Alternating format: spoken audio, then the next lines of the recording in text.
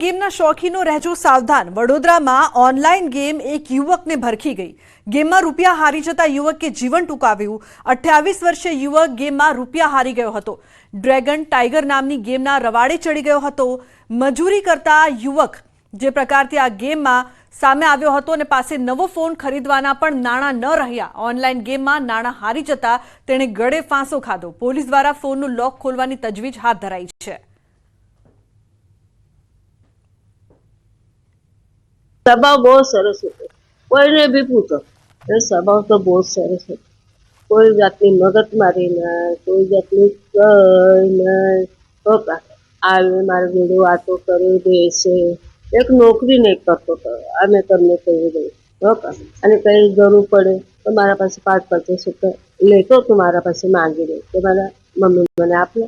હા, એને મોબાઈલ બહુ પસંદ હતો। એને તો મોબાઈલ લેવાનો જ હતો। મારા જીજાજી છે ને એમના પાસેથી જ એને મોબાઈલ લેવાનો હતો તો એમને ના લઈને નહીં આપ્યો। તો મેં એ જે એનો બગડી ગયો હતો ને ફોન તો એને રિપેરિંગ કર્યો। હા હા, ગેમ બહુ રમતો હતો, એને ગેમનો બહુ શોખ હતો અને મેચ બી દેખે એવું બધું। કપાટ ખુલતાની સાથે જ ઉત્તરાખંડના ચારે ધામ કેદારનાથ, યમુનોત્રી અને ગંગોત્રી માટે યાત્રાળુઓની ભારે ભીડ જોવા મળી રહી છે। પહેલા જ દિવસે રેકોર્ડ સંખ્યામાં 32,000 શ્રદ્ધાળુઓ કેદારનાથ પહોંચ્યા હતા। તેમાં યમુનોત્રી જતા ભક્તોમાં ભારે ભીડ જોવા મળી રહી છે।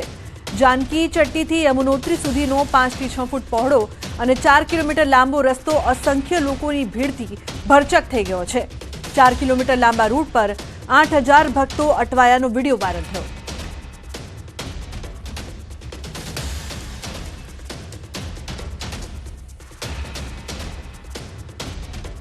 સંકલન સમિતિની પ્રેસ કોન્ફરન્સ થઈ રહી છે, સીધા જઈશું ત્યાં। ચિંતામાં બોલ્યા હોય પણ બધું જ વસ્તુઓને હવે એમને ચોખવટ કરી દીધી છે કે સંકલન સમિતિ સાથે છે, સંકલન સમિતિને મજબૂત કરવાનું કામ કરશું। એટલે એમનો છેલ્લે ઓડિયો પણ આવી ગયો છે, એટલે હવે બધા પ્રશ્નો પતી જાય છે અને આગળ ઉપરનું અમારું કામ ચાલુ રહેશે। બાપુ, તમે કીધું કે પીટીને કોઈ ફોન કરે છે એમ ટેન્શન આપે છે, કોણ ટેન્શન આપે છે? કેમ પીટી મૂંઝાય છે, કેમ બોલતા? ના ના, એ હવે એ ભૂતકાળની કોઈ બહાર હોય તો જો ચૂંટણી હોય ને, આપને બધાને ખબર છે કે આપણો મુખ્ય પ્રશ્ન શું હતો? કોઈ પક્ષ, કોઈ સરકાર, કોઈ વ્યક્તિનો વિરોધ કરતા અમારા માટે મુખ્ય બાબત એ હતી કે દેશમાં જે કાંઈ વાણી વિલાસ થઈ રહ્યો છે, નૈતિક ભ્રષ્ટાચાર થઈ રહ્યો છે, એને માટે અવાજ ઉઠાવવો, એને અટકાવવું। અને એના જ ભાગરૂપે આવી બાબતો થતી હોય, એ ચૂંટણી હતી એટલે રાજકીય બાબતો થતી હોય, પણ 7 તારીખે એ બધી બાબતો પૂરી થઈ ગઈ છે અને બધાને જ પણ અમે અપીલ કરી છે, અમારા સમાજમાં પણ અને બધાને, કે હવે પછી કોઈ પણ વાણી વિવેકનો ધ્યાન રાખવાનો છે, કોઈના માટે બિનજરૂરી શબ્દો વાપરવાના નથી અને આ બધાને લાગુ પડે છે। અત્યાર સુધી બધા જે પ્રમાણે અનુશાસનમાં રહ્યા છે એ જ પ્રમાણે અનુશાસનમાં હવે રહેવાનું છે। હવે રાજકીય વાત રહેતી નથી, હવે સામાજિક વાત રહે છે, એટલે સામાજિક રીતે આપણે જે કાંઈ પ્રવૃત્તિઓ કરવાની હોય આગળ ઉપર ચાલુ રાખશું। પીટી જાડેજા એવું કીધું કે સંકલન સમિતિ જે છે તે મારી સાથે નથી, એટલે મારે આ મારી હૈયા વરાળ ખાવી પડે। હા, એટલે એમાં શું બાબત છે? પરમ દિવસે પીટી જાડેજા સાહેબે મને ફોન કર્યો, હું ગામડે હતો, પણ મારે પોતાને છે ને, મને ઘણા ટાઈમે હું ગામડે ગયો, ખેતર ગયો હતો, એટલે મને તડકો લાગી ગયો। અમારી અંગત બાબત છે પણ છતાં તમને ચોખવટ કરું છું, એટલે હું સૂઈ ગયો। એમને બપોર વાત કરી હતી પણ એમને જે અમારે નિવેદન બહાર પાડવાનું હતું એમાં મોડું થયું અને એમને ફોન આવતા હોય એટલે થોડા ટેન્શનમાં આવી ગયા હોય, બીજી કોઈ બાબત હતી નહીં। એટલે અમે કાલે એનું નિવેદન બહાર પાડી દીધું, પરમદી રાત્રે અમારી કમિટીમાં મૂકી દીધું કે સમગ્ર કમિટી એક છે, પીટી જાડેજા સાહેબ સાથે છે, એટલે સામાન્ય ગેરસમજણ જેવી વાત હતી એ બધી દૂર થઈ ગઈ છે, હવે કોઈ પ્રશ્ન રહેતો નથી।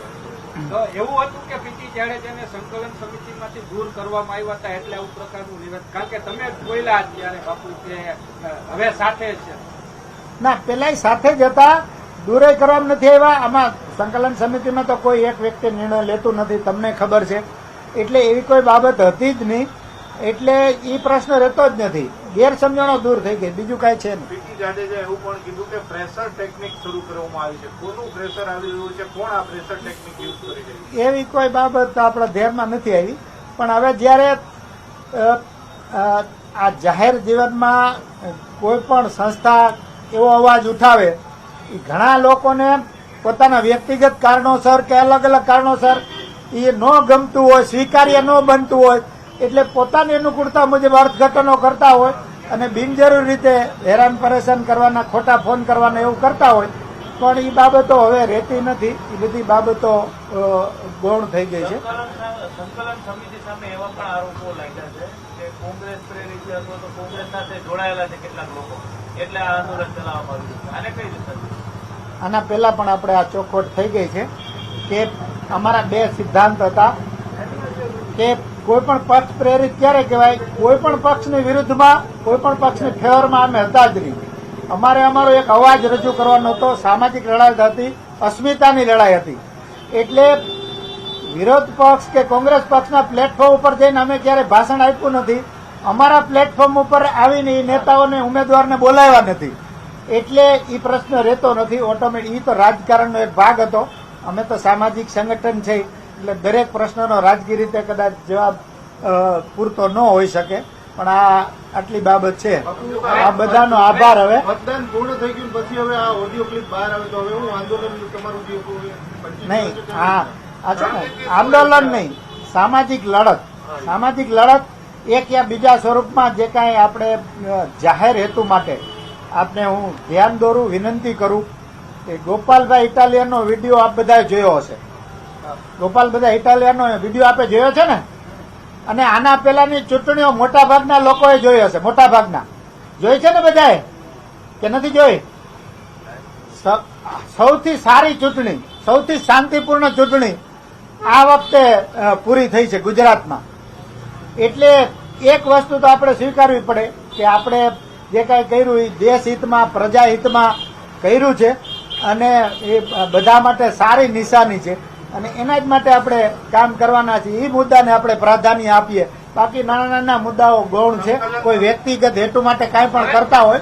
હવે આ તમારું સામાજિક આંદોલન આપે કીધું, હવે કઈ દિશામાં આગળ વધવાની રણનીતિ શું રહેશે? કારણ કે હવે બધાને ભેગા તો રાખો ને, આ ઓડિયો એક જણાના વાયરલ થાય, બધું થાય. આ જુઓ, કે આ એકતા આપને કહી દઉં, આપની બધાની ચિંતા, અમારી પોતાની ચિંતા આજ પેલા અઠવાડિયાથી આજ છે કે હવે કઈ રીતે આપણે સાથે રાખવા, શું શું પ્રવૃત્તિઓ કરવી. અત્યાર સુધી જે સારા પરિબળો, સારા વ્યક્તિઓ, પ્રજા હિતેચ્છુ લોકોએ અમને સાથ સહકાર આપ્યો છે, માતાજીએ અમને બળ આપ્યું છે, એ જ બળથી અમે અમારો હેતુને ધ્યાનમાં રાખીને કરી શકશું તો કંઈક ને કંઈક સારું થશે. કોઈ વ્યક્તિગત લાભ માટે નહીં, કોઈને હાનિ પહોંચાડવા માટે નહીં, કોઈને નુકસાન પહોંચાડવા માટે નહીં, પણ દેશ માટે, સમાજ માટે સારી વસ્તુ કરવાનો હેતુ છે. એ હેતુ માટે આપણે જાળવી શકીએ. આપ બધાની પણ એમાં શુભેચ્છા અમને મળે, સહકાર મળે. આભાર. Thank you. જય માતાજી. હવે તમને જો હવે હા કહી દો. હાલો. તૃપ્તિબા રાવલની અને અન્ય 5 લોકોના પુરાવા પણ પીટી જાડેજા એવું કહ્યું ઓડિયોમાં કે અમારી પાસે ખુલ્લા પાડી. તો એ શું છે? કમ્પ્લીટલી ખોટી વાત છે. કોઈનું પણ નામ લેવાય નહીં. કમ્પ્લીટલી ખોટી વાત છે અને એવું કઈ છે નહીં. અને એ પણ એમને પણ એ વાત સમજાઈ ગઈ છે. પછી તમારી પાસે ચોખ્ખોટ પણ કરશે. આજે પણ આઉટ ઓફ સ્ટેશન છે, નહીંતર આવવાના પણ હતા, પણ આજે આઉટ ઓફ સ્ટેશન છે અને કમ્પ્લીટલી ખોટી વાત છે. એ એમને પણ અહેસાસ થઈ ગયો છે. એવું કઈ છે નહીં. બરાબર? Okay, thank you. હવે જો તમને બધાને વિનંતી કરી દઉં છું, સાંભળો કે આજે હું વ્યક્તિગત બાઇટ કોઈને પણ નહીં આપું. આ તમને કહી દઉં છું, મારી વિનંતી છે. આભાર. મંજુબા જાડેજા દ્વારા પ્રેસ કોન્ફરન્સ કરવામાં આવી છે અને સ્પષ્ટતા કરવામાં આવી છે. જે પ્રકારથી પીટી જાડેજાનો જે ઓડિયો ક્લિપ વાયરલ થયો હતો અને તે જે પ્રકારની વાતો કરી રહ્યા હતા, વિવાદ સર્જાયો હતો, સંકલન સમિતિની જે સ્પષ્ટતા છે, પીટી જાડેજા સાથે જે ગેરસમજ હતી તે દૂર થઈ ગઈ છે તેવું